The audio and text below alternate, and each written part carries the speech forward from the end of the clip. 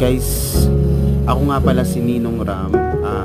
Ito yung malapit sa pwesto namin, malapit sa gilid, yung mga may batuhan at malapit sa swimming pool.